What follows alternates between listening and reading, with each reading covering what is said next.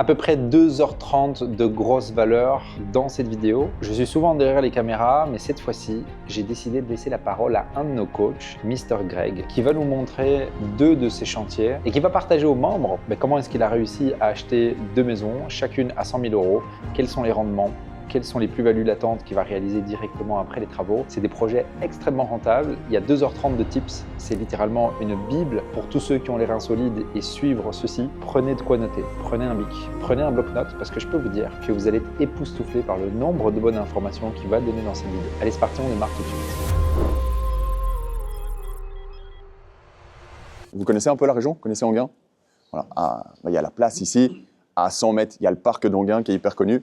Et du coup, moi, je me dis, OK, situation parfaite, maison sympa, petite ruelle à semi-piétonnière, ça va être intéressant.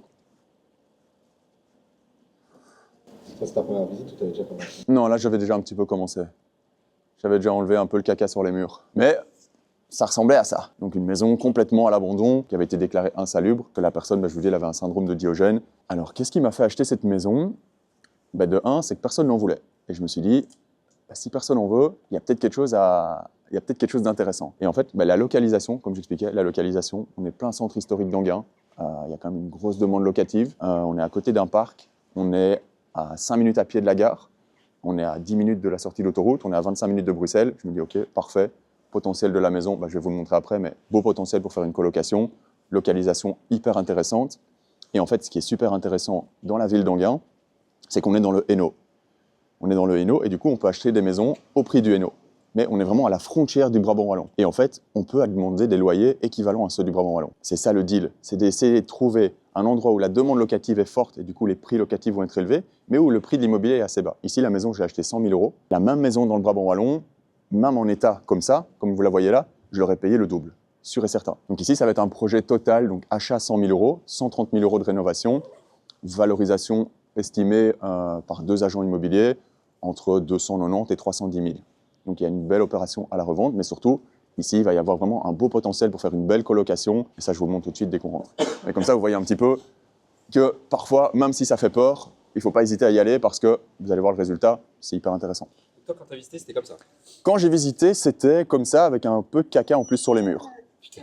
Ouais. Comme j'expliquais, la dame avait un syndrome de Diogène. C'est quoi ça en fait? Le syndrome de Diogène, c'est t'entasses tout ce que tu peux. C'est une maladie qui fait que tu ne sais pas te débarrasser des choses. Et comme Val disait, parfois c'est actif et passif. Ici, c'était le jackpot. Donc quand elle trouvait un truc dans la rue, elle disait « Ah, ça irait bien chez moi, ça. » Ah ouais, ok. Ouais. Et donc elle avait des perruches, des hiboux. Peridaisa. Et donc voilà la maison. Ça, c'était quasiment comme ça quand je l'ai acheté. Les plafonds commençaient à tomber. Voilà. Donc vous voyez la moisissure sur les murs. C'est pas que de la moisissure. Ici, il y avait une cheminée. Là, j'avais déjà commencé à démolir la cheminée. Les pièces étaient mal pensées. Il y avait du balatone au sol, il y avait des tapis pleins. C'était vraiment horrible. Petite chose que je vais vous expliquer avant. Comment j'ai eu l'opportunité d'acheter cette maison, c'est parce que j'ai un bon réseau. Je pense que vous l'avez déjà tous un peu vu. J'ai vraiment un bon réseau niveau agent immobilier, niveau chasseur de biens. Et ici, c'est l'agent immobilier qui m'a appelé. Il me dit « Écoute Greg, j'ai quelque chose qui pourrait t'intéresser. » Je suis venu voir. Je connaissais ma capacité d'emprunt à l'avance. J'ai dit « Écoute, c'est bon, je la prends. » J'ai fait une offre. J'ai visité. Je connaissais, j'ai la capacité d'estimer les travaux, je connais le potentiel du secteur et j'ai fait une offre directement. De base, ils en voulaient plus que le prix auquel je l'ai eu, mais le fait de faire une offre sans la clause suspensive, ils ont dit oui directement. Parce qu'ils savaient très bien, vous voyez la maison, il n'y a pas beaucoup de gens qui se sont dit « Waouh, celle-là, je vais faire une offre sans clause, c'est le deal de l'année. » Moi, je pense avoir vu le potentiel et du coup, c'est passé, quoi. Là, la maison, pour le moment, elle est en état de gros œuvres fermés, tout est plafonné, l'électricité est faite, il n'y a pas encore des spots partout, le sol n'est pas encore carrelé, mais vous allez voir, c'est quand même vachement mieux qu'avant.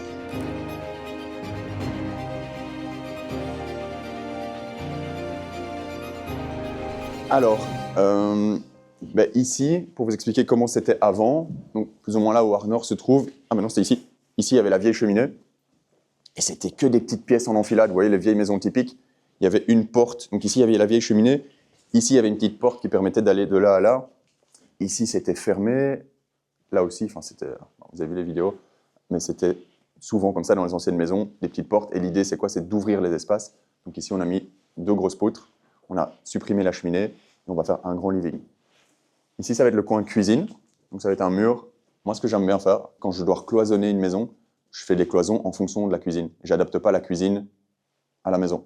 Ça, c'est l'avantage quand on recommence de zéro. Donc ici, j'ai mesuré 4 éléments de 60. J'ai fait mes cloisons en fonction, comme ça la cuisine va rentrer tip-top là. Il y aura un îlot central ici. Je pense qu'il y a l'électricité, les évacuations qui passent là. Ah oui, alors la surprise aussi dans la maison, c'est qu'il y avait de la mérule en bas à la cave. Ici, l'idée c'est ça, c'était vraiment d'ouvrir les espaces, de monter le plus possible la hauteur sous plafond, parce qu'il n'y a pas énormément... là, il fait très moche aujourd'hui. Moi, sinon, le soleil est là et ça donne assez bien. Je vais ouvrir la baie vitrée. C'était une ouverture qui arrivait jusqu'ici, avec une espèce de porte.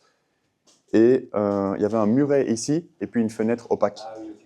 Et je me suis dit, ça sert à rien du tout. On va essayer de gagner un maximum de luminosité. Donc, on a ouvert, on a mis une grande baie vitrée. Ici, ça, c'est important quand même, d'avoir un extérieur. C'est pour ici que je t'ai demandé la référence du crépi beige. Ah oui, c'était ici. Ouais. Ouais, Parce qu'ici, justement, de base, je voulais faire un crépi gris foncé. Mais je pense que ça aurait fort fermé l'espace. Et en allant visiter la maison d'Arnor l'autre jour, j'ai vraiment adoré son crépi beige. Et blanc comme crépi, c'est compliqué. Ça verdit vite, ça noircit vite. Crépi beige, c'est vachement mieux. Donc ici, j'ai opté pour des châssis gris foncé et un crépi beige. Ça va garder la luminosité. Et donc, ce que je voulais dire par rapport à l'extérieur, c'est que c'est quand même important. C'est pas super important d'avoir un jardin, mais c'est quand même important d'avoir un petit extérieur. Voilà, même s'il fait pas souvent beau en Belgique, c'est quand même cool ici de se dire, ok, en fait, ça, juste vous dire que ça, c'est suffisant comme extérieur. Les gens n'ont pas besoin de plus. Souvent, on cherche, il n'y a pas de jardin, il n'y a pas de... On s'en fout. Tant qu'il y a une petite terrasse, ils peuvent venir, ils peuvent bosser dehors, ils peuvent prendre un verre. C'est largement suffisant. Ici, on est vraiment dans le centre historique. C'est que des maisons qui ont 500 ans. C'est une des seules maisons dans la rue qui a une petite cour.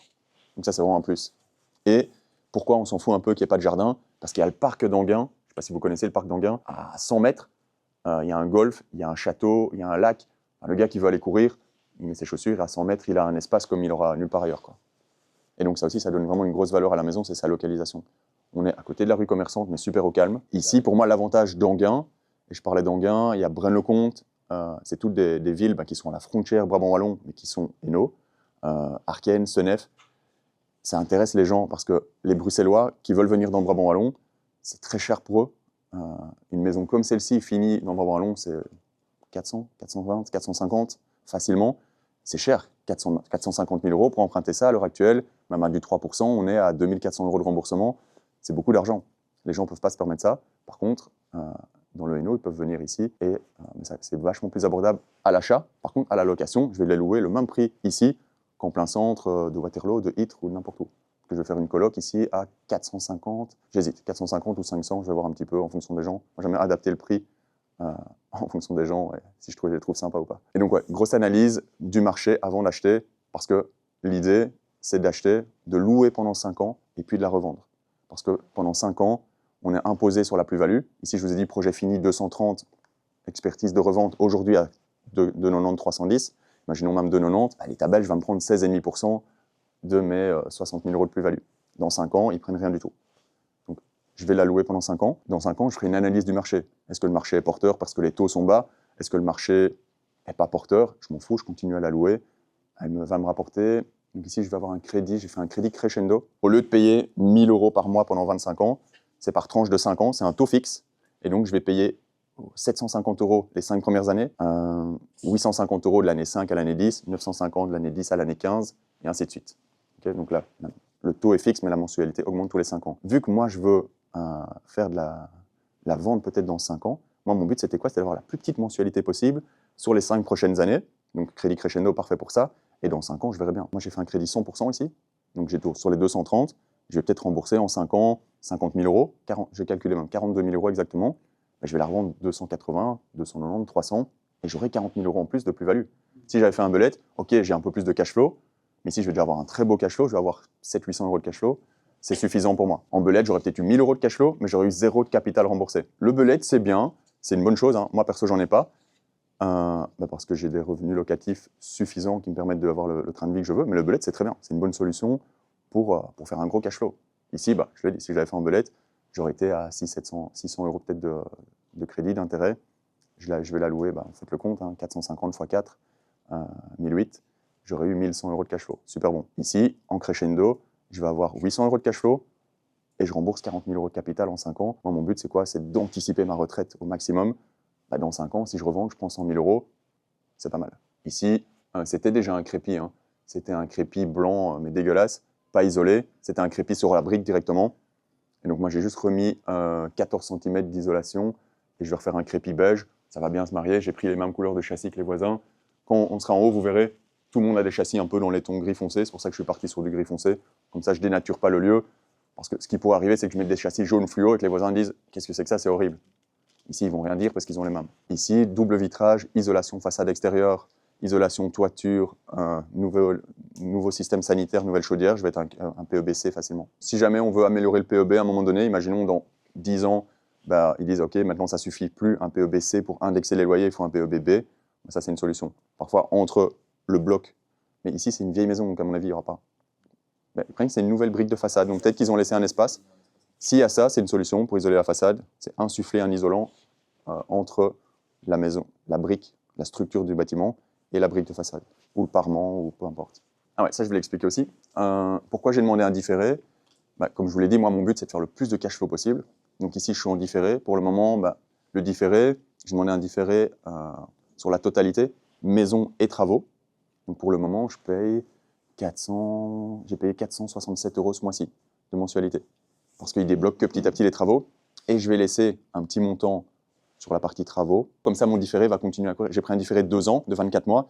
Et moi, mon but, bah, ici, après 12 mois, ce sera mis en location.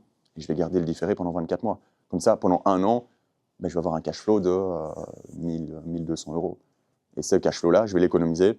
Et ce sera certainement mon apport pour le projet suivant. Imaginons que tu as fait un prêt de 50 000 € de travaux. Si tu utilises la totalité des 50 000, le différé s'arrête automatiquement. Donc ça, toujours garder 4-5 000 € qui sont là.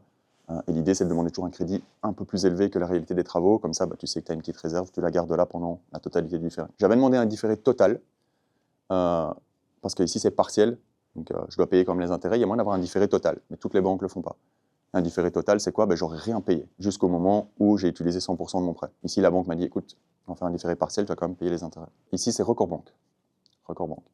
Et la maison à côté, c'est un crédit chez Crélan. Et là, j'ai le même concept. J'ai fait un différé partiel. Je fais aussi une très très bonne affaire, donc les frais de notaire sont... Je suis à moins de 20 000 €. Ouais. Ici, par contre, c'est un crédit à 100%, à 125% chez Record. Donc j'ai 18 000 € de frais de notaire, vu que j'achète la maison 100 000 €, 130 000 € de travaux, plus 100 000 la maison.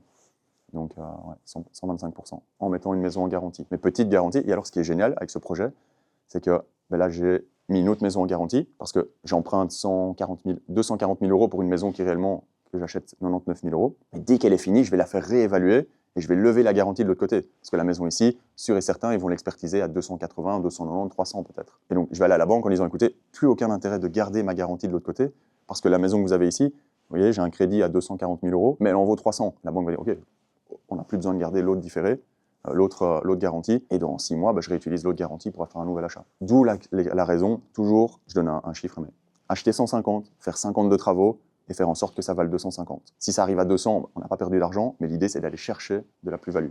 Et ici, je vais aller chercher de la plus-value. 60 000 € minimum, juste après travaux, et 100 000 € après 5 ans avec le capital remboursé. Et je pense qu'Anguin est une des villes qui va monter en cote parce que y a de la demande locative, la ville investit de l'argent, il y a full festivité, full activité.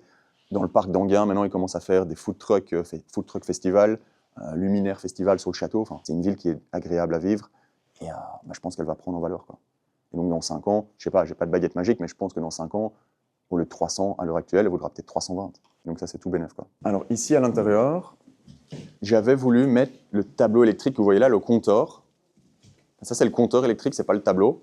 J'avais voulu le déplacer ici, parce qu'ici, j'ai fait un nouveau tableau électrique, mais ça, il y a des normes. Donc en fait, il faut savoir que le compteur doit se trouver à moins de 5 mètres de l'entrée, et il peut y avoir qu'une seule porte qui sépare l'extérieur du compteur. Bref, j'ai dû laisser le compteur là, et j'ai déplacé ici le tableau. Donc ici, je vais mettre un petit rideau, quelque chose. Donc il y aura le tableau, ici, il y aura la chaudière, et tout arrive ici. Donc ici, frigo. Juste à côté du frigo, je voulais mettre four micro-ondes, mais Val m'a dit, on ne met pas un four à côté d'un frigo.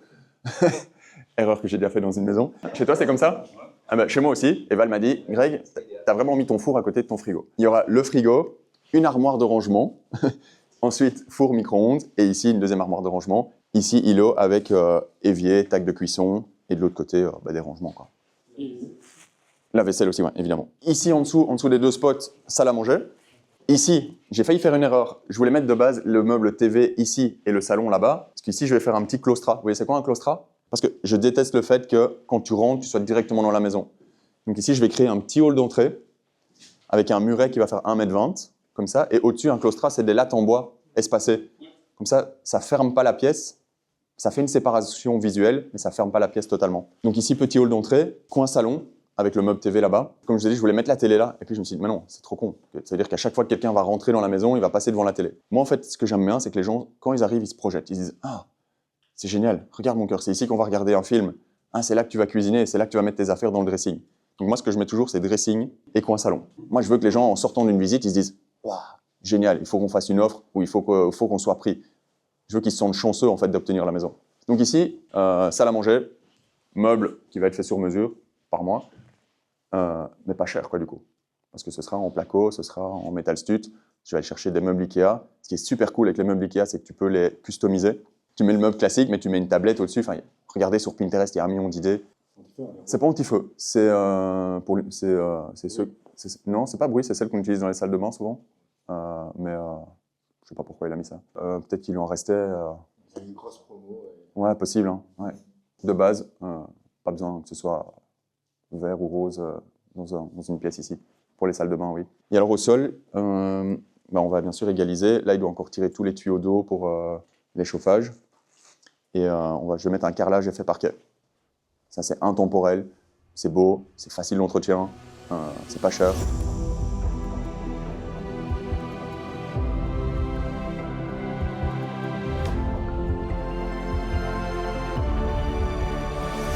Ici, vu que j'avais cassé la cheminée, j'ai redimensionné toutes les pièces. Parce que c'était une toute petite salle de bain, une toute petite chambre et une très grande chambre derrière. Donc moi, j'ai essayé d'un peu égaliser tout ça. En gros, ici, c'était tout ouvert, c'était une grande pièce vide. Vu qu'il y avait le seul mur porteur, c'était la cheminée, mais on l'a enlevé. Donc ici, j'ai redimensionné, j'ai recloisonné. Niveau cloison, moi, je vous conseille de faire ça à chaque fois. Donc une cloison, on met une structure en métal stud, un OSB, un gyproc. C'est un peu plus cher. On va peut-être être à 2 € en plus le mètre carré. Mais ça, c'est cool, parce qu'on peut fixer n'importe quoi là-dedans. Si on met juste un gyproc, je sais pas moi, ici, ça va être la salle de bain, et la nana, elle a rêvé là, de mettre son miroir pour ses points noirs, mais tu vas rien visser dedans. Mais non, mais c'est vrai. Alors qu'ici, il y a un OSB derrière, on peut visser ce qu'on veut. Une cloison, ça doit ressembler à ça. Ça sert à rien de gagner 3,50 € et de juste faire un métal stud, un gyproc. Même pour vous, ça va être trop chiant. L'idée, c'est quoi? C'est que j'ai fait une salle de bain pour 2 chambres avec une double vasque. Donc chacun aura son petit truc, sa petite colonne. L'idée, c'est de créer un peu de privacy. C'est que chacun se sente chez soi, quoi. Ça, par exemple, c'est une salle de bain qui fait quoi? 5 mètres carrés. C'est largement suffisant. Ça sert à rien d'avoir une méga salle de bain avec 10 mètres carrés au milieu de vide. Ça met du temps à chauffer. Ça sert à rien. Oui, d'office, il y aura un extracteur d'air. Il y aura un extracteur d'air qui sera là. Et il est relié. Il y a un extracteur d'air en bas. Ce sera la buanderie. Je vais mettre la machine à laver, séchoir. Il y aura un extracteur d'air ici aussi. Il y a la même chose en haut. Et ça sort en façade là-bas. En fait, ce que vous voyez ici, c'est exactement la même chose au-dessus. J'ai fait les plans pour ici. J'ai dit à l'entrepreneur, fais-moi la même chose aux 2 étages. Ici, c'est vraiment une grande chambre. Ici, c'était beaucoup plus grand. Le mur qui est là, elle est 1 mètre plus loin. Donc ça fait vraiment une grande chambre et une petite à côté. Donc j'ai redimensionné. Moi, j'aime bien définir les espaces, comme je vous ai dit, toujours dans l'idée que la personne se projette. Donc ici, il y a les 2 prises. Le lit va être ici. Le meuble télé va être là. Le dressing là derrière. Ici, c'est vraiment une belle chambre. Ça, c'est une chambre qui va se louer ici, 500, 550 facilement. Avec un coin bureau. Par terre, on va remettre un OSB et un parquet. Parquet beige clair, facile. Voilà. Un vrai parquet? Non, un quick-step. Hein. Non, un quick-step. Quick-step à Bricoplanite, promo, 3 paquets plus 1 gratuit, à 15-16 € maximum le mètre carré. Très beau, solide. La chambre ici, je pense qu'on va être à 20 mètres carrés. 20 mètres carrés. Et moi, j'aime beaucoup l'idée, je le fais souvent, j'ai plusieurs maisons où je fais ça. Je cloisonne la tête de lit et je fais le dressing derrière. Donc ici, dressing ouvert, super facile, les gens viennent ici. Là, il y aura un petit coin bureau. Toutes les chambres n'ont pas un dressing ouvert comme ici. La chambre à côté, on va faire un dressing fermé, je vais te montrer pourquoi. Et alors, n'hésitez pas sur le nombre de prises. Honnêtement, il vaut mieux une prise de trop qu'une prise trop peu. Ici, il y a 2 prises chaque côté du lit. Imaginons, ils dorment à 2 ici, c'est un couple. Chacun branche son réveil, son téléphone. Il y a une prise là, s'ils veulent passer l'aspirateur. Il y a 2 prises là pour faire le côté bureau. Et là, s'ils veulent mettre télé, décodeur, PlayStation, j'en sais rien. Voilà, une prise, c'est 5 €. On vaut mieux une de trop qu'une de trop peu. Okay. Combien des lits? Ici, j'ai prévu 2 mètres entre les 2. Les lits, c'est pas moi qui vais les mettre. Donc, ils ont la possibilité de mettre un 40, un 60. Sinon, moi, je mets un 40, c'est très bien. Mais le lit, c'est eux qui apportent leur lit. Parce que justement, Ça dépend s'ils veulent se sentir confortables. Pour moi, c'est hyper personnel un lit. Je vais peut-être lui mettre un matelas trop dur, un matelas trop ferme, un matelas trop mou, j'en sais rien. Viens avec ton lit, quoi. Au niveau du bail, tu vas faire un bail, une personne va signer comme responsable et 3 autres vont venir. Il y aura un bail commun où tout le monde sera solidaire et il y aura un bail de colocation par chambre. Comme ça, s'il y en a un qui est pas cool, bah, on peut le sortir de la coloc. Et c'est des bails de combien? Tu vas faire 1 an, 3 ans? 3 ans, 3 ans c'est bien, ouais. Mais moi j'aime bien trouver des personnes qui se connaissent. Hein. Ouais, 4 amis, 4 collègues, enfin peu importe. Moi j'ai 2 maisons où j'ai fait des colocs et c'est l'entrepreneur qui a fait les travaux qui m'a dit écoute la maison je l'adore, je vais te la louer pour mes ouvriers. Donc voilà, ces ouvriers, ça marche bien. Faut pas avoir peur parfois d'investir un petit peu pour gagner plus. Hein. Je sais qu'il y a des choses auxquelles il faut faire attention, mais ici je vais avoir 800 € de cash flow tous les mois. Si les 2 premières locations, bah, je gagne rien parce que j'ai 800 € de matos à mettre, un bureau, une machine à laver, c'est pas grave, je vais la louer sur 5 ans. Et je préfère mettre 300 €, qu'il n'y ait pas de conflit, qu'il n'y ait pas de problème. Ils se disent ah, le proprio il est cool quoi. On lui a demandé une machine, le lendemain il y avait une machine, il y avait je sais pas moi, Electrodépôt qui livrait une machine, ils vont être super contents. Je le dis souvent, une relation, qu'elle soit amicale, amoureuse ou professionnelle, c'est donnant-donnant. Si tu traites bien tes locataires, ils vont bien te traiter. Ici, je vais leur donner une maison entièrement rénovée, avec un bon PEB, agréable, joli, bien situé, un loyer correct. Ils n'auront aucune raison de me la faire à l'envers. Ils n'auront aucune raison de ne pas me payer, ils n'auront aucune raison de partir sans rien dire, parce que je vais être hyper réglo avec eux et j'attends qu'ils soient hyper... Après, je vais bien les sélectionner aussi. Hein. Ça fait 12 ans que je fais de l'investissement locatif, j'ai jamais eu d'impayé, j'ai jamais dû expulser quelqu'un, j'ai jamais dû faire appel à un huissier de justice, parce que je suis hyper correct avec eux aussi. Et je pars du principe que c'est donnant-donnant. L'autre jour, j'ai eu un Greg... la voisine, c'est un appartement que j'ai à Rebec, la voisine me dit qu'il y a un peu d'eau qui coule chez elle. On a regardé, c'était l'évacuation de sa machine qui était bouchée. Il m'a appelé à midi, à 14 h j'ai été voir. Et si c'était plus grave, j'avais déjà prévenu mon entrepreneur, écoute, il y a peut-être un souci à l'appart, je vais voir. Si je règle pas le problème, il m'a dit ça va, je passe demain. Je suis réactif. Si je dis ouais, t'inquiète, je passe demain, je viens pas demain. Ah Greg, ça fuit toujours. Ouais, t'inquiète, j'arrive. Bah, le mois prochain, t'étonnes pas que ton loyer, il sera pas sur ton compte le 8 du mois. Quoi. Il sera peut-être là le 15 pour te faire comprendre. Tu mets du temps à réagir, je mets du temps à payer. Vu que je suis réglo, jamais eu d'emmerde. La maison ici, elle était annoncée à combien? La maison ici, elle était annoncée à rien du tout. Ah, parce qu'il l'avait même pas encore mis sur... Non, il m'a appelé, il m'a dit écoute, j'ai quelque chose à te proposer. Je suis passé voir, j'ai signé direct. J'ai signé là, ici, là sur l'appui de fenêtre. Comment tu as créé la relation avec l'agent immobilier? L'agent immobilier, j'ai été visiter pas mal de biens que son agence vendait. J'ai vu qu'il avait un peu le monopole sur la région. J'ai vu qu'il proposait des biens dans le genre d'investissement que je recherche. Des biens entre 100 000 et 300 000, des maisons unifamiliales principalement. J'ai été à des visites, j'ai créé un contact, j'ai dit écoute, la maison que je viens de voir là, elle m'intéresse, mais c'est pas tout à fait ça que je recherche. Moi, ce que je recherche, c'est ça. Petit à petit, c'est la 3e maison que je lui achète. Et du coup, c'est cool. L'agent immobilier, qu'est-ce qu'il veut? Il veut vendre rapidement, sans faire 45 visites, et avec des profils stables. Moi, je lui ai dit écoute, si je te fais une offre, elle sera sans clause. Je sais que les banques sont derrière, je connais ma capacité d'emprunt. C'est pour ça qu'à chaque fois, je vous envoie voir les banques avant pour être sûr de nous. Quoi. Rapide analyse du marché. Peut-être si on n'a pas la même expérience, revenez quand même une fois avec un entrepreneur ou avec quelqu'un qui s'y connaît, faites des vidéos, envoyez-les à Val. Mais sinon, c'est vrai. Et Val va vous dire ok, budget travaux autant, prix d'achat autant, le calcul est bon. Quoi. Mais ici, je ne pouvais pas me tromper. 99 000 € pour une maison à Enghien, une maison de 210 mètres carrés, peu importe le montant des travaux. Je savais que c'était une rénovation complète. Moi, ce que je fais, rénovation complète, je compte 1100 € le mètre carré. Rénovation complète avec toit et châssis, 1100 € le mètre carré. Sans toit, sans châssis, 900 € le mètre carré. Et puis, c'est dégressif. Quoi. Okay, ici, j'ai fait 200 mètres carrés à 1000 € le mètre carré. On est à 200 000 € au prix normal. Quoi. Je savais très bien que mon entrepreneur travaille moins cher et que je pouvais avoir moins cher. Je vous montre la chambre à côté. C'est cool parce que l'entrepreneur nous a laissé à boire et à manger. Par exemple, moi, un truc, à chaque fois que je viens, je leur apporte quelque chose. Chaque fois que je viens sur chantier, et je viens 2 fois par semaine, j'apporte des chips, des chocolats, des bières, du coca, peu importe. Ça me coûte 20 € et les mecs, je peux te dire que du coup, ils sont trop contents. Quoi. Donc, pas hésiter à faire plaisir à votre entrepreneur s'il est bon. Ici, pareil, hein, une prise là, l'autre prise là, de nouveau 2 mètres entre les deux, le lit sera ici. Et alors là, waouh, hyper important, j'ai vu ça dans un hôtel à New York, c'était trop chouette. Un dressing ici d'1 mètre, donc 2 packs de 50. 2 packs de 50 là, et il y aura 80 entre les deux. Et entre les deux, au lieu de faire tout un mur dressing, je vais ici mettre une tablette et ce sera le coin bureau. Donc là, il y aura la télé encastrée entre les 2 dressings, et ici, du coup, le dressing fermé. Parce que sinon, ça va faire bordel d'avoir des portes ouvertes. Donc ici, le dressing fermé, ça vous voyez la différence quand c'est opportun ou pas de le faire, avec une belle tablette. Et ça va faire un peu une petite chambre d'hôtel ici, ce sera vraiment stylé. L'idée de la coloc, c'est comme d'avoir, je disais là tantôt, ça sa privacy, c'est de se dire, ok, si l'autre il a envie de regarder Tortue Ninja à la télé en bas et que moi j'ai envie de regarder Gossip Girl, bah, je peux venir le regarder ici, quoi. C'est vraiment ça l'idée. C'est d'avoir chacun, de créer son indépendance. Pourquoi il y a une salle de bain double vasque par chambre, enfin, une salle de bain pour 2 chambres, mais chacun sa vasque, chacun aura son armoire. Mais pour que, ok, tu vis en communauté, mais tu as quand même envie d'avoir ton intimité, tu as envie d'être bien. Dans toutes les cloisons, elles sont fermées, donc je ne sais pas vous le montrer, il y a de l'acoustic wall. C'est un isolant acoustique entre les cloisons. La colocation, pour moi, c'est un nouveau mode de vie qui a pris tout son sens à partir du Covid, parce que les gens se sont dit, waouh, c'est possible d'être cloîtré chez soi, c'est possible que l'État nous oblige à rester enfermés. Moi, je veux pas vivre tout seul, quoi. C'est horrible de rester tout seul. J'habite dans un petit appart de 25 mètres carrés, j'ai pas de terrasse, pas d'extérieur. Horrible, je veux plus ça.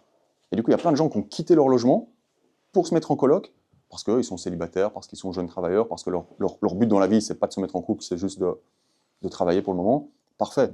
Je vais prendre une coloc, je vais payer moins cher que mon appart où j'avais 0 vue, 0 extérieur. Je vais avoir ma petite bulle. Et en plus de ça, je vais partager mes charges et je vais vivre avec des gens. Pour moi, c'est plus qu'un mode d'exploitation locatif. C'est clairement un nouveau mode de vie et qui est hyper tendance. Et franchement, c'est le truc du moment. C'est une formule win-win. J'aurais loué quoi ici 1200, 1300 en location classique. Ici, bah, je vais faire 450 €. J'hésite si je fais 450 toutes les chambres ou si je fais 400 ici, 500 à côté. Non, je vais faire 450 pour tout le monde. Bah, je vais être à 1800. C'est énorme. Mon cash flow, il est là, en fait. Je vais chercher mes 500 € de cash flow grâce à l'exploitation en colocation. Donc, super important. Du coup, voilà, l'idée, c'est ça. C'est d'optimiser les espaces. C'est pour ça qu'ici, j'ai redimensionné. J'ai rétréci un peu l'autre chambre. J'ai agrandi un peu la salle de bain et cette chambre aussi. Ici, c'est une belle chambre. Hein. On est sur quoi 16 mètres carrés. Il y a moyen de faire un lit, un beau dressing, un petit bureau. Enfin, moi, perso, ah ouais, ça, autre chose.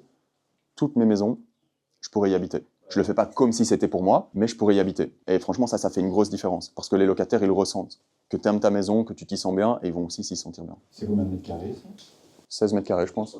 Ouais, 16 mètres carrés. 4 sur 4. Le lit va arriver ici. Ah, t'as un télémètre Parfait, ça. Je vois qu'on écoute les conseils, c'est bien. Il y a combien là 3,56. 3,56. Et dans l'autre sens 3,75. ouais, j'ai 13,5 quoi. C'est suffisant, hein. C'est suffisant pour mettre un lit double, un dressing, un bureau. Voilà. Parce que je me disais, avec la longueur de ton lit ici, qui fait souvent 2 mètres. Ici, t'arrives ici. Ouais, et là, ton dressing, il va faire combien Ouais. de large La largeur de la porte. J'ai mesuré genre 1,20 m entre les deux. C'est bien. Il y a un couloir d'1,20 m. Ah ouais. Ouais. Ça aussi, je calcule toujours. Je laisse 1 mètre de passage en général. Même à la cuisine, entre la cuisine et l'îlot, j'ai laissé 1,10 m de passage. Voilà, il faut que ce soit aéré, quoi. Après, je sais pas si vous allez parfois à l'hôtel. Je sais pas si vous avez déjà vu parfois dans des mini-chambres, ils arrivent à caser un dressing, une salle de bain, une toilette, et tu te sens pas enfermé. Parce que c'est de l'optimisation d'espace, quoi. C'est pour ça qu'ici, je vais faire dressing, ouverture, bureau, télé, redressing. Ça fera beaucoup moins imposant que tout un mur dressing. Tu dis qu'il y a des télés dans chaque chambre si on veut. Ouais. Mais je vois pas les prises de télédistribution. C'est normal. Bon, maintenant, ça y est, on met plus. Hein. Moi, je mets des smart télé avec un décodeur. Non, non. Mais pour le Wi-Fi, tu mets des. Comment dire, Il y aura un Wi-Fi en bas et des volos partout, à chaque étage. Ouais. Des répétiteurs de Wi-Fi. C'est pour ça que j'ai mis des prises dans les couloirs. Ça sert à rien d'en mettre un par chambre. J'en mets un dans chaque étage, c'est suffisant. Et ça, moi, j'offre le Wi-Fi. Oui. Donc voilà. Dans le prix, il y a le Wi-Fi. Il n'y a pas les charges. Eau, gaz, électricité, c'est pour eux. Mais par contre, ouais, le Wi-Fi est offert, quoi. Et je ne sais pas si vous voulez aller en haut, mais c'est exactement la même chose.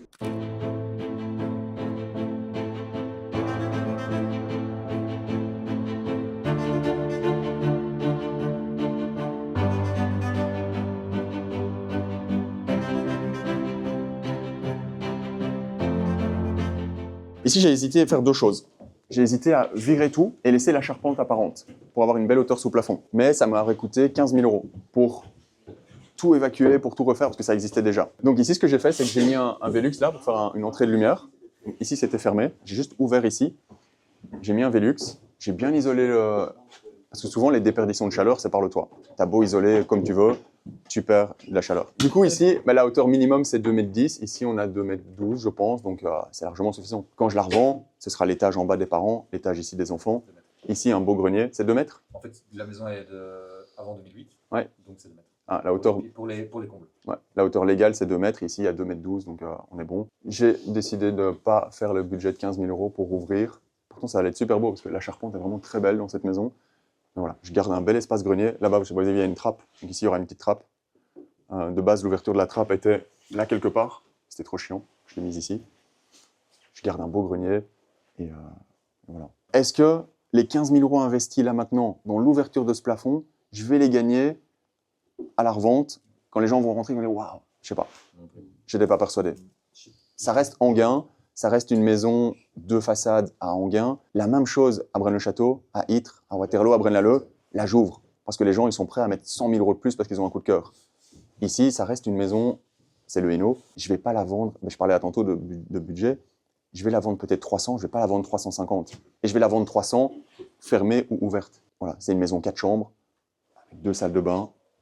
Voilà. Et les gens qui vont l'acheter, à mon avis, ce sera une famille. En bas, les parents, ici, les enfants. On fait une trappe, les enfants ils peuvent aller jouer là. Enfin, ouais, c'est ça. C'est vraiment grand, hein. Le grenier, il fait toute la superficie. Voilà, pour mettre les broles de Noël, j'en sais rien. Mais... Donc ici, vraiment, de nouveau, question, est-ce que c'est intéressant de le faire ou pas? Et je suis arrivé à la conclusion que c'était pas intéressant. Tu te sens à l'étroit, toi, qui es grand? Non, ça va, franchement, ça va. C'est correct, hein? Bon, on peut aller dans les chambres, mais ici, regarde, c'est de laver. En fait, il faut se dire ici que tout était ouvert, il n'y avait rien. J'ai tout ouvert, c'était vraiment un espace vide. Je me suis dit, comment est-ce que je peux le redimensionner au mieux?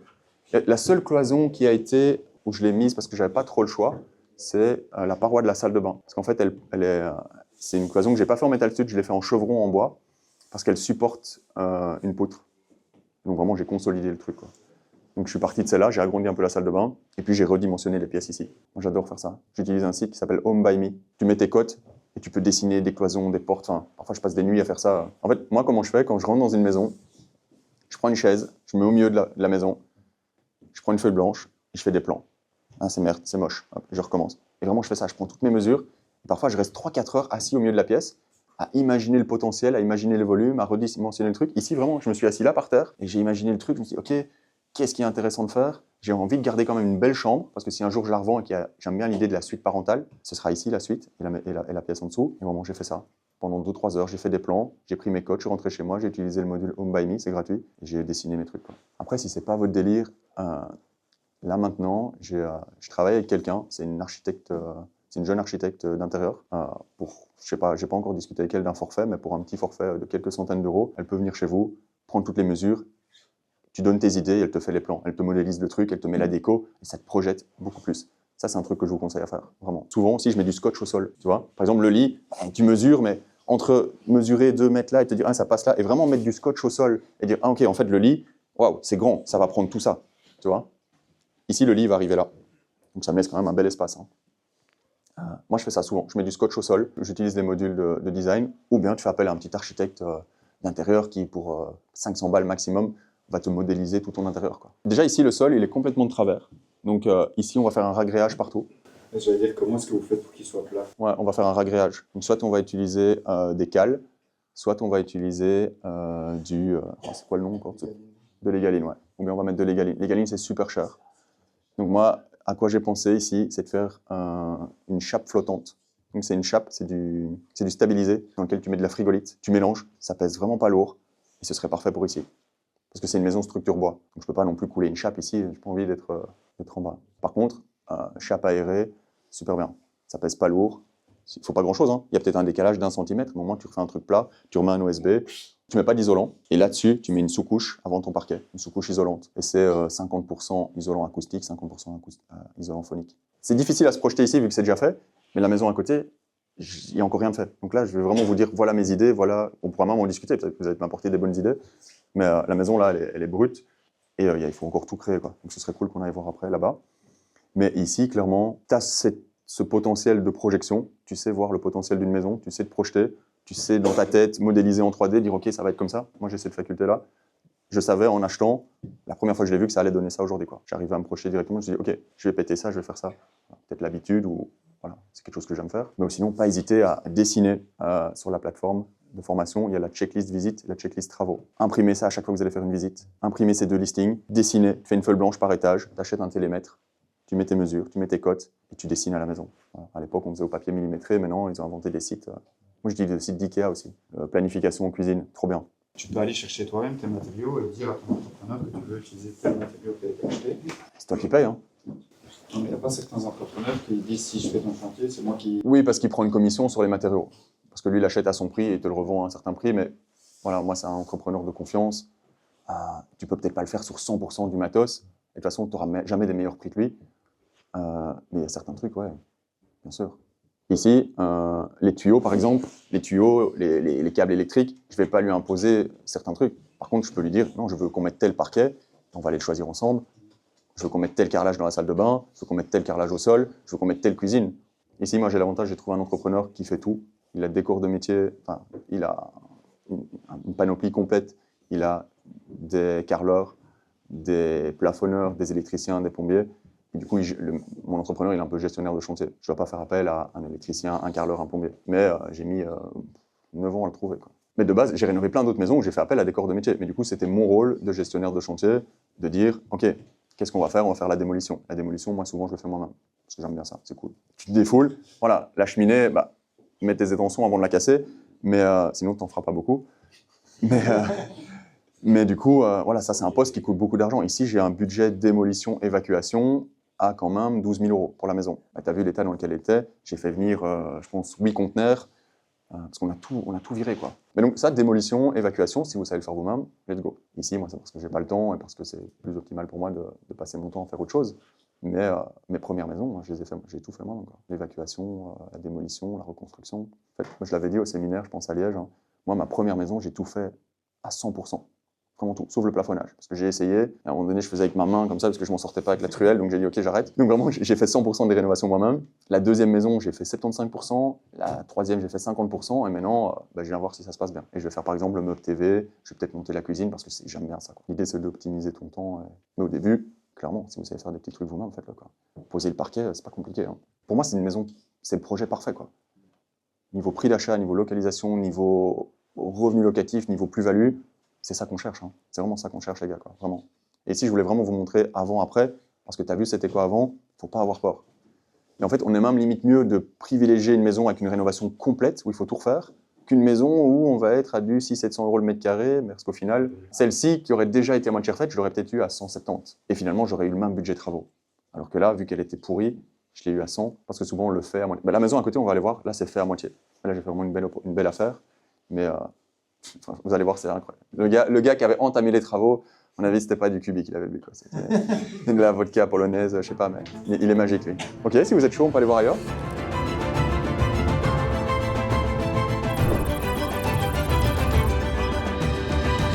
Ouais, c'est juste à côté, ouais. La vision de Greg, c'est de racheter la rue. Ouais, bah ici, vous avez vu, hein, c'est le même agent immobilier. C'est un peu le même cas de figure. Salut Greg, j'ai une opportunité à te présenter. Je suis venu, j'ai signé, quoi. La maison ici, c'est un immeuble, c'est ce qu'on appelle une maison de commerce. Donc là, pour le moment, c'est un rez-de-chaussée commercial avec un appartement au-dessus, reconnu comme maison de commerce. Donc là, pour le moment, c'est un rez-de-chaussée commercial avec un appartement au-dessus. Recalculer la superficie de chaque partie et je vais refaire l'acte de base. Comme ça, j'aurai un commerce et un appartement. Le jour où je revends, je peux revendre séparément. C'est compliqué de le faire parfois quand c'est pas une rue commerçante. Ici, il n'y a pas mieux, quoi. C'est la rue principale d'Anguin, donc ouais. Et ici, à mon avis, je vais faire un petit, je sais pas, je vais louer ça, à mon avis, à une agence immobilière ou à un truc d'esthétique, enfin un truc facile, quoi. Et donc, ici, niveau travaux, on va refaire le crépi de la façade, changer les châssis. Alors, faites bien attention aux châssis en haut, ok, les 3 fenêtres. Parce que vous allez voir, quand j'expliquais que la personne qui avait entamé les travaux, c'était un génie, vous allez comprendre quand on va monter. En gros, ça l'emmerdait de changer les châssis, donc il a fait un mur devant de l'autre côté. Mais vous allez voir, c'est assez drôle. Ouais, il s'est dit, tiens, je vais pas changer le châssis, je vais faire une cloison. Et donc ici, ouais, on va remplacer les châssis, refaire le crépi, et puis je laisserai le commerce faire son enseigne, enfin il fait ce qu'il veut, quoi. Ok, voilà. Bienvenue.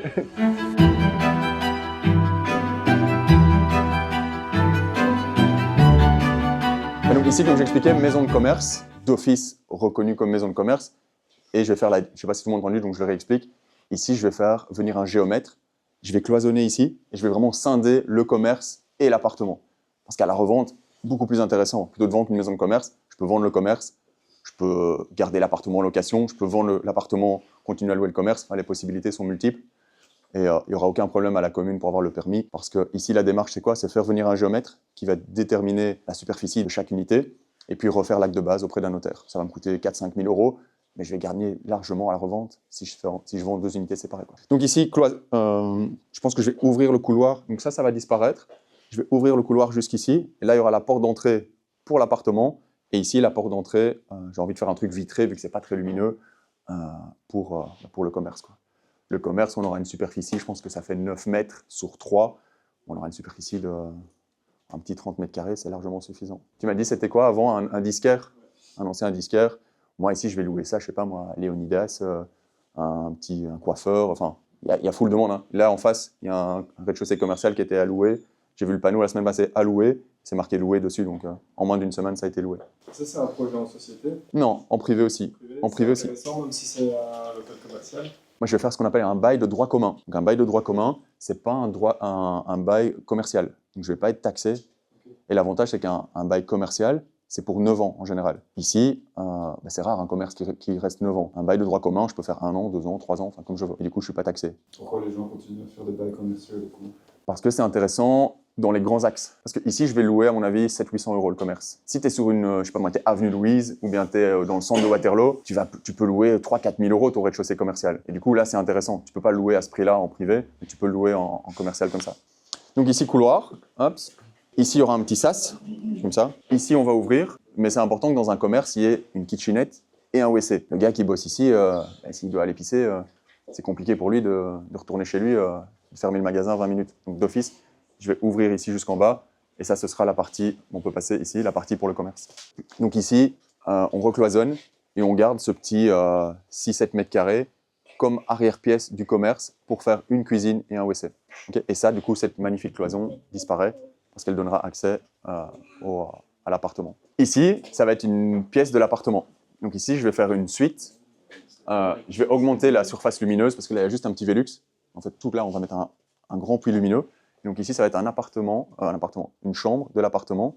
Ce sera vraiment une suite. Avec ici, il y aura une salle de bain, avec douche, toilette, lavabo.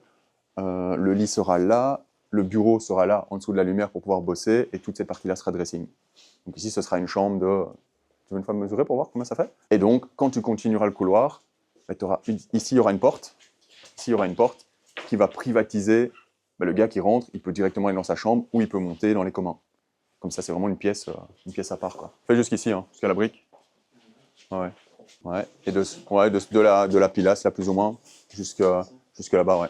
22 mètres carrés. Ça, c'est vraiment plus que suffisant pour faire une suite. Enfin, vraiment, 22 mètres carrés, on peut faire salle de bain, dressing, chambre, bureau. Et c'est vraiment hyper agréable ici, quoi. Et ça, je peux louer, à mon avis, facilement 650 €, quoi. 600, peut-être 600. Je me suis peut-être un peu emballé. Comme je vous ai dit là tantôt, moi, je fais aussi, si je trouve la personne sympa, si elle me dit, écoute, voilà, je gagne 1800 €, moi, j'ai un tiers de mon budget pour mon loyer, je vais dire, ok, on va pas chipoter. Ici, la maison, je l'achète 105 000 €. Pour le commerce, la maison, je pense que ça en vaut le double. C'est vraiment une super affaire. Je vais tourner, donc je vais faire 3 chambres. Je vais louer l'appart 1500, le commerce 700, je vais être à 2200. Et ici, je n'ai pas autant de travaux que de l'autre côté. Hein. Ici, c'est de l'aménagement. Donc, même si j'ai un projet fini à 200 000, 200 000 pour un loyer de 2200, c'est un solide rendement, quoi. Et à la revente, je peux vendre l'appartement presque 200 000 à mon avis. Appartement 3 chambres qui va être full rénové, 200 000. Le commerce, j'ai regardé, entre 40 et 60 000 €. C'est parfait, quoi. C'est pas dérangeant d'avoir une chambre comme ça au rez-de-chaussée qui est assez proche du coup du commerce. C'est pour ça que j'ai décidé de faire la salle de bain ici. Comme ça va quand même rajouter encore... Ça va être une salle de bain fermée, hein, avec une porte. Parce qu'à mon avis, la toilette va être juste là. Ouais, c'est ça. Je vais bien mettre de l'acoustic wall dans les cloisons. Je vais faire les mêmes cloisons que vous avez vues à côté, pas juste un J-Proc. OSB, isolant acoustique, J-Proc. Non, il n'y aura aucun problème. Normalement, les gens, la journée, ils travaillent. Je te dis, je vais prendre un commerce style Léonidas qui va être ouvert de 10 à 18. Je ne vais pas prendre un snack ou un bar. Ça, ce serait peut-être problématique. Mais ici, voilà, si je prends un coiffeur, si je prends une esthéticienne, peu importe, je ne vais pas prendre un truc avec des nuisances sonores, quoi. Pourquoi pas me développer toi un business, tu vois, ou ta femme, tu vois? Ça, j'y ai pensé, à faire une laverie automatique. Ça peut donner des idées aussi d'avoir un commerce, de se dire, Ouais. bah, en fait, je vais faire moi-même une petite activité qui est... J'y ai pensé, et j'y ai pensé à peut-être faire une laverie automatique ici. Il y en a une au bout de la rue, elle ressemble à rien. Je me dis, si je fais un chouette concept, ça peut être sympa. Voilà, les possibilités sont énormes en fait. Hein. Après, à voir ce que ça rapporte, à voir le temps et l'énergie que ça demande. Mais si moi, il y a quelqu'un qui me loue 750 €, ah, c'est bien. 750 €, ce sera quasiment mon prêt pour la totalité du bien. Ici, je pense aller chercher un bon cash flow de 1000 €, avec de nouveau un crédit crescendo. J'hésite ici si je fais un crédit crescendo ou si je fais un crédit à taux fixe. Vu que le cash flow est déjà tellement énorme dès le départ, peut-être faire un taux fixe. Okay. On va voir en haut. Donc ici, ça part. Hein. Ça part, ce sera une cloison uniquement comme ça, avec une porte ici pour donner accès à la chambre.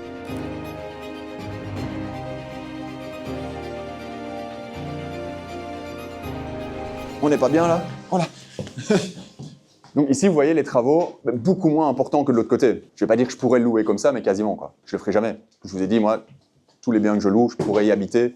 Donc je ne vais pas le louer comme ça, mais il y a peu de temps, il y a quelqu'un qui habitait ici. Donc ici, l'idée, c'est quoi? C'est d'optimiser le living. Alors, je vais vous expliquer un peu mes idées. Si vous avez d'autres idées, je suis preneur. Parce que je suis venu avant-hier, je me suis assis là pendant 2 heures, juste là. Et c'est là que j'ai fait mes plans et tout. Donc mon idée ici, ça va être quoi? Ça va être de casser la cloison ici. Je vais faire une cloison.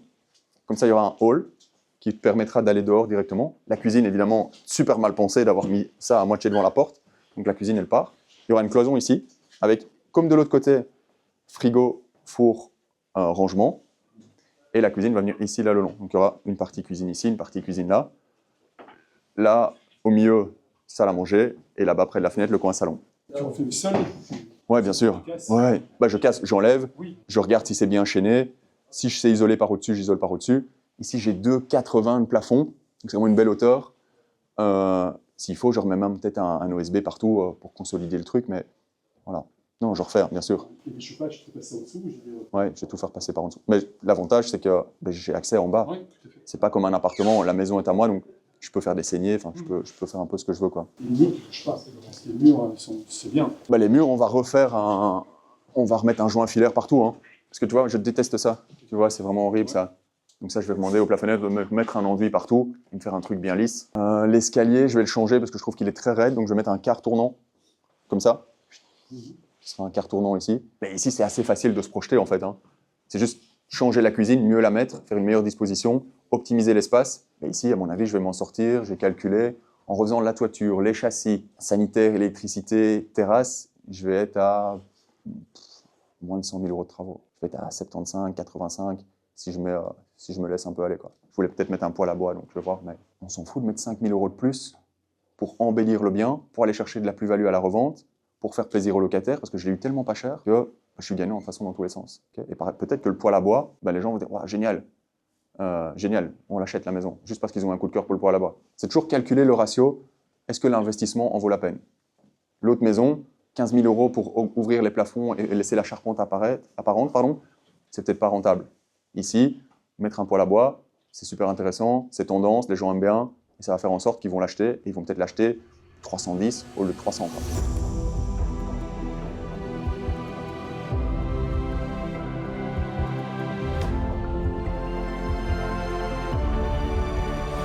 Donc vous comprenez pourquoi il y a un peu d'humidité en bas. C'est parce que l'étanchéité de la terrasse, elle est faite n'importe comment, hein. Regardez, normalement c'est des dalles sur plots. Ils ont utilisé des petits sacs de ciment pour faire des plots. Donc ici, clairement, je vais tout évacuer. Mais pourquoi je voulais vous montrer ici? Comme la maison à côté, il n'y a pas de jardin. Par contre, il y a une belle terrasse.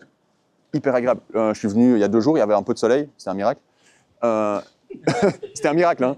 J'ai vu un article, il y a eu 6 heures et 11 minutes d'ensoleillement sur le mois de décembre en Belgique. C'est un record, un nouveau record belge. Mais donc ici, pour profiter des beaux étés, belle terrasse. Ici, je vais faire une terrasse en bois composite. Je ne sais pas si vous voyez c'est quoi, c'est une imitation Bangirai, mais l'avantage c'est que ça ne se traite pas, ça dure 25 ans. Donc ici, belle terrasse, et c'est comme un bel espace, quoi. Là, à côté, c'est une pharmacie, il n'y aura jamais personne. Il n'y a aucun vis-à-vis. On est en plein centre-ville d'Anguin, il y a le parc à 100 mètres, et on est hyper tranquille, donc hyper agréable. L'humidité, là, c'est parce que, regarde, tu vois les couvre-murs? Ouais. Normalement, il y a ce qu'on appelle un retour, un petit débord. Et là, en fait, ils l'ont maçonné trop par là. Je ne sais pas si tu vois. Mais là, ils n'ont même pas le retour, en fait. Ah si, en fait, ils ont été tellement cons que le retour, normalement, l'anti-goutte, tu vois, ce qu'on appelle la goutte, ils l'ont maçonné au-dessus. Donc, ils ont pris des couvre-murs beaucoup trop étroits. Normalement, ils doivent dépasser de 5 cm. Et le coupe-goutte doit dépasser et doit être à 1 cm du mur. Comme ça, l'eau qui ruisselle ne coule pas sur ton mur, tombe dans le coupe-goutte et tombe par terre. Ici, c'est Marcel Champion qui l'a fait. Et il s'est dit, tiens, c'est pas grave, je vais le maçonner comme ça, quoi. Je vais juste changer le couvre-mur et ce sera réparé. Ouais, ouais. C'est pas un problème. Ça, par exemple, quand on voit ça, on peut se dire, oh, c'est une tache d'humidité, c'est grave. Pas du tout. Le problème, il est facilement identifiable.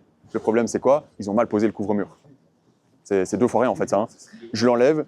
Et moi, ici, je vais refaire le même crépi. Vu que je vais acheter des seaux de crépi beige pour à côté, je vais dire, écoute, tant que tu y es, refais-moi un bel enduit ici, quoi. Ici, la terrasse, donc je vais tout enlever. Je vais voir surprise en dessous si le roofing est bon ou si le roofing n'est pas bon. Mais à mon avis, ici, je vais repartir pour une étanchéité complète. Donc, je vais refaire le roofing et refaire une terrasse sur plot en bois composite effet Bangirai, quoi. Et alors ici, soit j'hésite, soit je mets 2 petits, soit je vais trouver un grand. pour vraiment augmenter la luminosité dans la pièce en dessous. Parce qu'il faut savoir qu'il y a quand même des critères. Il y a des tailles de fenêtres minimum pour une chambre, quoi. Et alors ici, je vais faire appel aux primes à la région wallonne. Donc je vais faire venir quelqu'un qui va faire une expertise. Vous connaissez le système des primes. Donc ici, je vais faire appel aux primes. Je n'ai jamais fait, mais je pense que ça va être une bonne chose. Je pense que je vais pouvoir récupérer, à mon avis, 50%. Après, moi, je suis R6. Vous connaissez ou pas un peu les primes? En fonction de tes revenus, tu as droit à la prime multipliée jusqu'à 6 fois. Donc si tu gagnes moins de 28 000 € par an, tu as droit à la prime x6. Si tu gagnes entre 28 et 40, tu as droit à x2, et ainsi de suite. Moi, malheureusement, je suis au dernier truc, donc j'ai droit à la prime x1, mais c'est quand même intéressant. C'est quand même intéressant parce que je vais refaire la toiture, l'isolation, les châssis, les sanitaires, et ça, c'est les postes que la région wallonne rémunère pour les rénovations, quoi. En fait, tu dois les avancer, donc toi, tu avances les travaux. Au fur et à mesure, tu rentres tes factures à la région wallonne, tu rentres ton dossier, et puis environ 8 mois, 1 an après, tu récupères la somme.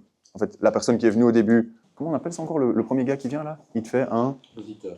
Il fait un audit, voilà, exactement. Sorry pour le mot. Donc l'auditeur revient après les travaux et il te dit « Ok, vous avez effectivement fait tout ce qu'on avait convenu, le cahier des charges est respecté, je vais vous rembourser pour la toiture, pour les châssis, pour ça. » Et en fonction de tes revenus, la prime est calculée, quoi. C'est hyper intéressant parce que moi, ce que je vais faire, imaginons je récupère 25 000 € ici de la région, ce sera mon apport pour la maison peut-être à côté. Je vous ai dit, je vais acheter la rue, donc on verra ce que ça raconte, quoi. On va peut-être pas tous monter en même temps. Je suis pas sûr de la solidité de l'escalier. Tu vois, regarde. Mais on peut aller voir. Ah mais si, tout le monde doit au moins venir voir, s'il vous plaît, le chef-d'œuvre du mur.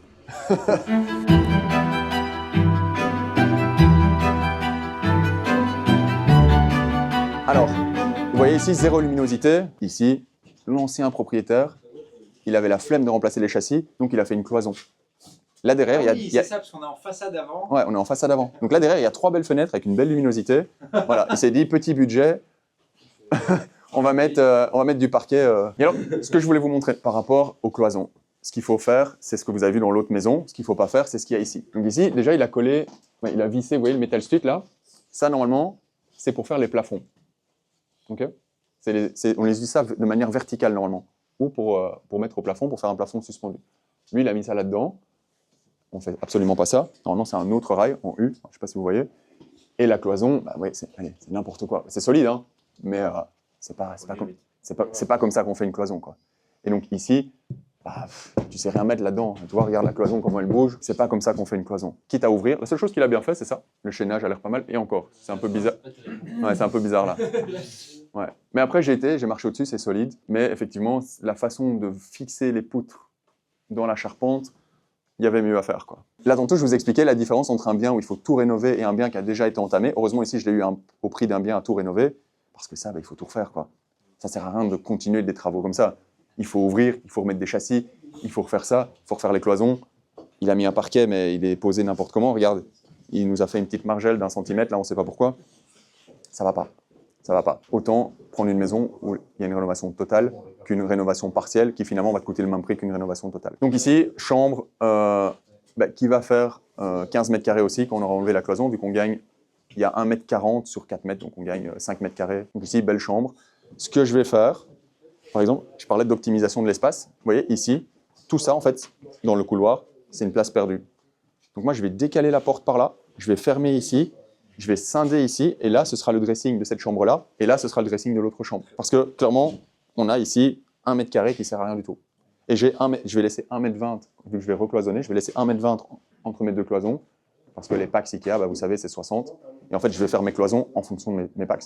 Donc si je mets 3 armoires, je vais laisser 1,50 m, et ce sera ici un trou d'1,50 m pour mettre mes packs dedans.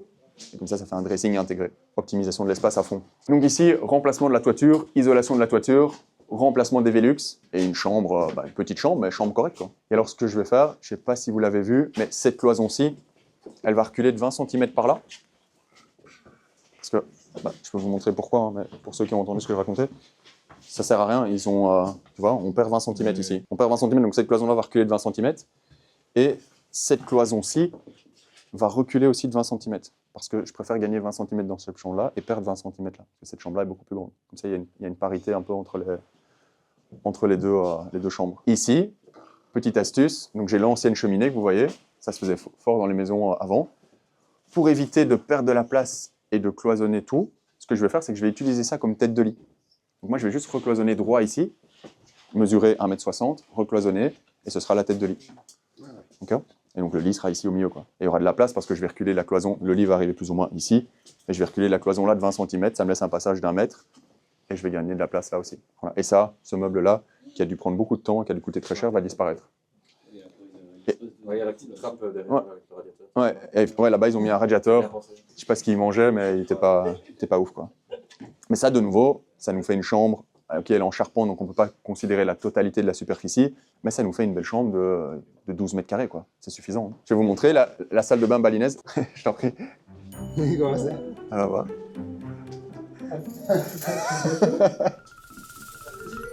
C'est trop marrant.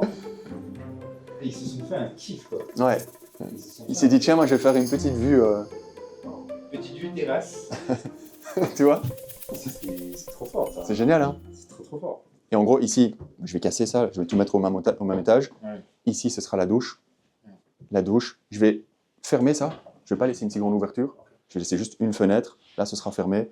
Ici, double vasque. Toilette, enfin voilà quoi. Petite salle de bain classique pour 2 personnes, c'est suffisant. J'ai pas l'impression d'avoir la connaissance assez que pour me dire comme Qu'est-ce si qui- t'allais avoir un vice caché qui en fait qui est plus grave que ce que tu l'aurais cru, quoi. Comme quoi, comme vis caché? Je sais pas, moi, les champignons, l'humidité, ça me fait très peur. Et, tu vois, toi, tu le sais que dehors, par exemple, c'était sain. Moi, Ouais. tu vois, ça, je le sais pas et j'ai pas envie de vous envoyer un message toutes les 3 secondes. Non, mais d'où l'importance, s'il y a la checklist visite, la checklist travaux, s'il y a quelque chose, il y a un point d'attention, tu fais une photo, tu fais une vidéo, tu dis voilà les gars, ici il y a ça, et on va te renseigner. On est là pour ça. Hein. Tu vois, ici, on est descendu, il y en a 2-3 qui m'ont dit ah, regarde, il y a une fuite. Tu vois, je sais bien. À quoi est-ce que c'est lié? Première chose que je suis venu, j'ai vu, c'était l'étanchéité de la terrasse, elle est flinguée. J'ai regardé où c'était, j'ai mesuré, j'ai dit ok, ça coïncide à la flaque d'eau qu'il y a là. J'insiste souvent sur la checklist visite et la checklist travaux, super important parce que c'est là maintenant qu'on va budgétiser. Peu importe le problème, on va le budgétiser et on va le prendre en considération dans notre offre d'achat. Que j'ai 20 000, 50 000 ou 75 000 euros de travaux, je ferai mon offre en fonction, je vais calculer ma rentabilité. Et si mon offre ne convient pas au propriétaire, tant pis, je passerai à un autre projet, il n'est pas rentable. Il y a sûrement un autre pigeon qui va le prendre, mais nous, au moins, on sait à quoi faire attention. Et le problème, c'est que si on n'identifie pas tous les problèmes, on ne liste pas tous les travaux à faire, c'est là qu'on se trompe. C'est là qu'on se dit, ah, j'emprunte 70 000 pour mes travaux, puis je me retrouve avec 120 000 de travaux. Je dois refaire un emprunt, finalement, ce n'est pas compris dans mon emprunt hypothécaire, donc je suis à du 7%. Ma rentabilité, elle est flinguée. Et finalement, je passe d'un projet rentable à un projet pas du tout rentable, avec des ennuis. Donc c'est juste ça, il faut juste bien le budgétiser, bien faire attention. Moi, quand je rentre dans une maison, par exemple, ici, la première question que j'ai demandé au vendeur, c'est, ok, l'annexe de la salle de bain, là, c'est déclaré, c'est en ordre à l'urbanisme, c'est sur les plans, attends, je me renseigne. Ouais. S'il m'avait dit non, c'est pas sur les plans, c'est pas grave, j'aurais pu le faire régulariser, mais j'aurais pas acheté le même prix qu'en ordre à l'urbanisme. Okay, c'est tous les trucs comme ça. J'ai acheté une maison il y a 2 ans où il y avait une annexe en infraction à l'urbanisme, et j'ai négocié dans le prix. J'ai demandé à mon entrepreneur combien ça va me coûter de démolir ça, parce que j'étais voir la commune, ils m'ont dit non, il n'y a pas de régularisation possible, c'est une démolition. C'était une annexe rez-de-chaussée, autorisée, et le gars s'est dit tiens, tant que j'y suis, je vais faire un 2e étage. J'ai dû tout démolir, ça m'a coûté 20 000 euros de démolition. Moi, j'ai déduit 30 000 euros de mon prix d'achat. Je me dis, ah, mais c'est beaucoup ça. Et finalement, j'ai enlevé les 20 000 et ça m'a rien coûté la démolition. C'est une négociation, mais si tu le sais pas, t'inquiète qu'il va pas te le dire. Hein. Parce que là, j'ai acheté un particulier directement. Il va pas te le dire que c'est pas régularisé. Alors oui, c'est peut-être un vice caché, et puis on peut partir dans les procédures, mais autant le savoir, négocier le prix d'achat et être rentable directement, quoi. Et dans mon budget travaux, j'ai une fourchette de prix. J'ai pas un budget fixe. Je suis pas à 5 euros près. Je suis à 20 000 euros près. Je peux déjà y aller pour avoir une surprise, comme ici, de plus de 20 000 euros. Je vais refaire la toiture, je vais refaire les châssis. C'est ça les postes qui coûtent beaucoup d'argent. Je vais refaire le sanitaire, les murs sont sains, enfin, je peux pas avoir, je vais refaire la cuisine, je peux pas avoir de surprise ici où je me dis merde, je suis hors budget, quoi.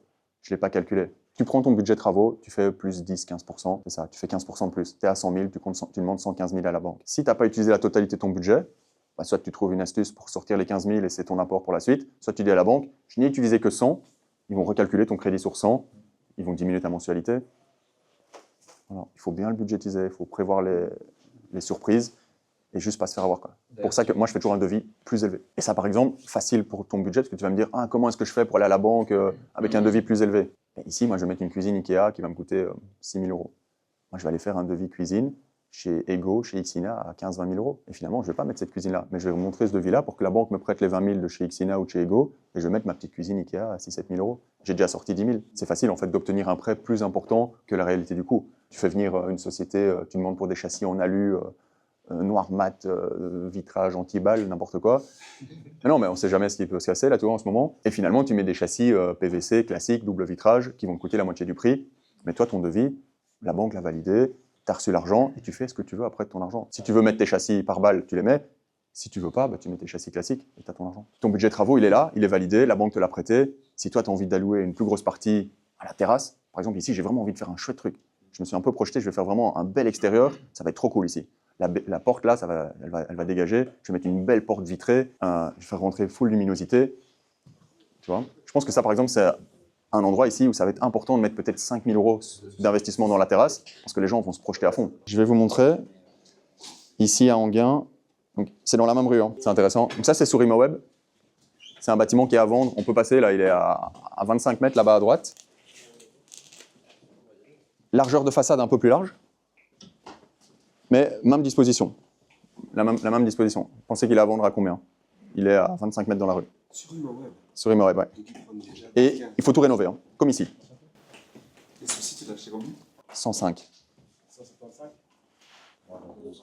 280. 280. 280. 140 mètres carrés. Ici, je suis à mon avis à 120. C'est 10-20% trop cher, c'est ce que vous me dites. Oui, mais il va partir. Hein. Il va partir. D'où, en fait, je montre ça pour rebondir, se créer du réseau, être le premier. Aller faire des visites, même si vous regardez une agence, par exemple ici dans le Brabant Wallon, il y a 2-3 agences qui ont le monopole. Enfin, Brabant Wallon, Hainaut, ils ont le monopole. Moi, je vais à l'agence, je dis bonjour, je suis particulier, j'aimerais bien acheter une maison, qu'est-ce que vous avez? Ah, ça. Tu vas à la visite, l'agent immobilier. Ah, Pierre, franchement, génial ta maison, ça m'intéresse à fond. C'est un peu hors budget pour moi. Si tu as d'autres choses, n'hésite pas. Moi, j'ai les fonds, la banque a validé mon crédit. Je cherche, quoi. Je suis chaud boulette, j'ai envie d'acheter. Juste, il faut me trouver un beau projet. Moi, je ne vais pas te faire perdre de temps. Si tu me proposes un chouette truc qui correspond à tel critère, je te l'achète. Du coup, moi, il m'a appelé pour la maison à côté. Je suis arrivé à midi 5, j'avais signé l'offre d'achat. Ici, je suis arrivé à midi 8 et à midi 7, j'avais signé le bazar aussi. Tu vois, ce que je veux dire, c'est qu'il faut y aller, quoi. Il faut y aller. J'ai fait des visites, j'ai créé du lien. Ici, l'agent immobilier, mais hier, je suis passé, je lui ai offert un bon Waters. Je lui ai offert une bouteille, je lui ai offert des Ferrero Rocher, je lui ai offert un petit packaging de 250 balles. Il est super content. Tu crois que la prochaine maison qu'il va avoir à vendre, il va appeler qui? Ça m'a coûté 250 €. Le mec est super content. Et moi, 250 €, t'as vu le prix de la maison à vendre à côté, la même? Je l'ai moitié prix. De nouveau, pas avoir peur d'investir un petit peu pour récupérer par après. C'est bien d'être radin, mais quand il le faut, quoi. Se créer du réseau, les gars, c'est vraiment ça l'idée. Se créer du réseau, être correct avec les gens, c'est le meilleur conseil que je peux vous donner. Relation donnant-donnant, comme dans tout. Par exemple, ici, une grosse question, ça a été, est-ce que l'espace chambre que je veux faire en bas, est-ce que je l'alloue au commerce? Est-ce que je fais un espace de stockage pour le commerce? Et puis, en fait, je vais vous dire ce que j'ai fait. J'ai été dans la rue ici, j'ai un peu demandé bonjour, excusez-moi, j'ai acheté le bâtiment là, je vais louer le commerce. Si c'est pas indiscret, est-ce que vous pouvez me dire combien est-ce que vous louez votre commerce? Ah, je le loue au 800. Je me dis, 800, ok, c'est un peu plus grand que chez moi. Vous avez une salle arrière pour mettre du stockage? Non, j'ai juste une petite cuisine. Et en fait, j'ai été voir 5-6 commerçants ici qui m'ont tous dit, on loue plus ou moins 700-800 €. Et on n'a pas d'annexe, on n'a pas de truc. Donc je dis, ça sert à rien, je vais pas le louer plus cher. Par contre, je vais gagner en rentabilité si je l'utilise en chambre, si je l'exploite en chambre et que j'annexe cette partie-là à l'appartement. Et en fait, je vais avoir un triplex hein, avec une chambre, un étage commun et les chambres en haut. Et du coup, au début, je me disais, non, parce que de base, tu vois, c'est fait pour le commerce. Comment est-ce que je peux cloisonner, comment est-ce que je peux optimiser l'espace pour que ça devienne une chambre en plus? Voilà. Et en fait, si je le loue, comme je disais, à un mec qui vend des pralines ou à un centre d'esthétique ou à un coiffeur, il n'y a pas besoin de plus. Il y a 30 mètres carrés, plus une cuisine, plus une toilette. Il peut faire son business là facilement. Étude de marché, hein. Étude de marché. Ouais. Toujours ça, là. Ouais. Combien on va rentrer et puis combien ça va nous coûter, comment on optimise. J'ai pris 2 refus. J'ai fait, moi je te dis 7-8 trucs. Il y a 2 personnes qui m'ont dit écoutez, je pense que ça ne vous regarde pas trop. Je dis oh, désolé, pas de souci. Voilà. Mais peut-être que maintenant, je vais une fois aller manger chez eux, je vais acheter une cook, je vais aller me faire coiffer. Et dans la discussion, il va me le dire le prix. Et si le mec est sympa, je peux même lui dire écoute, tu le loues 800, si tu veux, à côté j'ai un peu plus grand, tout rénové, je te le fais à 700. Quoi. Et dans 6 mois, ce sera marqué loué ici et à louer à côté. Non, je rigole, je ne suis pas comme ça. Mais je vais vous donner un exemple d'un ami à moi qui a acheté, je parle du coiffeur, mais c'est un exemple véridique. Il avait un coiffeur et le coiffeur n'était pas super en forme. Il me dit écoute, qu'est-ce que tu as? Mon propriétaire vient d'augmenter le loyer, mais de beaucoup, de presque 30%. Donc au lieu de 1000, il payait 1300. La personne que je connais, il a pas mal de moyens. Il a acheté le bâtiment en face. Il lui a dit écoute, le bâtiment, tu trouves sympa le bâtiment en face? Tu te vois bien faire coiffeur là? Ah ouais, j'adore. Écoute, je te le fais à 800 € comme avant. Et le mec, il a pris ses affaires, il a été s'installer en face. Bon, après, le gars, il a d'autres moyens que nous, mais je veux dire, il n'y a pas de problème à ça, quoi. Il a juste proposé une meilleure offre. Il n'a pas forcé, hein, il lui a pas dit. Il a juste proposé un local commercial à un prix plus attrayant. Et c'est le même principe en location. Si moi j'exagère dans mes prix, C'est normal qu'ils vont peut-être aller voir ailleurs. C'est comme quand je fais une indexation de loyer, vous voyez, il y a le site Statbel qui définit le montant légal. Je ne vais jamais au maximum. Donc s'il paye 800 et que j'ai une indexation à 870, je ne vais jamais demander 870. Je vais dire, écoute, on fait moite-moite, 840 cette année. Les temps sont durs pour tout le monde. Et je passe pour le gentil propriétaire. Je suis content, j'ai indexé mes loyers. Moi, de toute façon, mon calcul de renta, il est fait sur les loyers d'il y a 10 ans. Donc je suis bon. Petit à petit, j'augmente un peu mon cash flow et je passe pour le gentil proprio. J'ai fait mon taf, j'ai indexé, mais je ne suis pas l'enculé de service qui essaye de gagner 1 euro à tout prix, quoi. Ok, et donc j'allais dire, pour résumer, bien connaître votre secteur, faire une bonne analyse de marché, bien budgétiser la totalité du projet et faire votre prix d'achat en fonction de budget total, en sachant combien je vais le louer, combien ça va me rapporter, comment est-ce que je peux gagner de l'argent en optimisant les travaux, comment est-ce que je peux gagner de l'argent en optimisant la location, qu'est-ce que je peux faire, les petits plus, les petits moins. Moi, ça me paraît vraiment limpide, je pense que pour Val et Arnor aussi, parce qu'on fait ça tout le temps, mais ça va très vite venir, vous allez très vite comprendre, ok, ça c'est intéressant à faire, ça l'est pas. Laurent, toi aussi, je pense que tu as déjà rénové plusieurs maisons, tu as compris, peut-être pas la première, mais petit à petit, qu'est-ce que je peux faire pour gagner en plus-value locative, en plus-value à la revente. Et parfois, c'est des petits trucs, c'est des petits trucs, tu vois. Mais tu vois, ici, les petits dressings intégrés, génial, je vais gagner de l'espace, c'est cool. Et pour moi, c'est vraiment ça le game, c'est comment optimiser les espaces et alors comment faire du wow avec du moyen de gamme. Par exemple, le parquet ici, je vais laisser un parquet, je ne vais pas mettre du 7 mm à 8,50 €. Je vais mettre un parquet 10 ou 12 mm à 15 €, mais je ne vais pas mettre non plus un semi-massif à 50 balles. Okay, il ne faut pas mettre de la merde parce que ça va vous amener des ennuis. Le but, c'est de faire de la location sur le long terme, mais il ne faut pas non plus mettre du trop cher parce que ça ne le vaut pas. De nouveau, ça reste une maison à Enghien, au front de rue, ce n'est pas une villa de luxe à Waterloo, quoi. Ici aussi, je vais aller chercher un PEB-C, facilement, avec une nouvelle toiture, une bonne isolation de toiture, une sous-toiture, des nouveaux châssis, une nouvelle chaudière. Le certificateur, il va passer, j'aurai un bon C, facilement. Avec plaisir, les gars. Et bravo. Ouais, merci, les gars. Bah, si vous voulez, on refera dans 6 mois, on vient voir, l'avant-après, ouais.